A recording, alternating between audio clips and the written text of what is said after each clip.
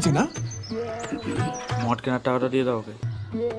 তোমাকে তো বললাম দুদিন দর্শন না তোমার, আমার টাকা নিয়ে আমি যা খুশি করবো, তোর তাতে কি রে? সে তুমি যা ইচ্ছা করো না। কিন্তু মদ খাওয়ার টাকা না দিলে তোমাদের ভাগ্যে খুব দুঃখ হয়। তোমার এই মদের গোডাউনে আগুন ধরে যাবে, তখন বুঝবে।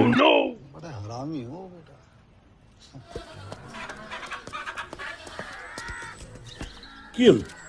মদ আনতে যাবো। বসবে নাকি আমি একাই চলে যাবো? হ্যাঁ, মামার বাড়ি যাবো যাবো। বসো বসো। আচ্ছা বৌদি, শিবু কি মনে করেছে? ও কি আমাকে মদের ব্যবসা করতে দেবে না নাকি? কি হয়েছে ঠাকুরপো? আরে কে না কে মদের পেটি নেই বলে টাকা অ্যাডভান্স করেছে, টাকা হয়ে ওকালুটি করতে এসেছে শিবু। বলছে টাকা না ফেরত দিলে আমার গোডাউন পুড়িয়ে দেবে।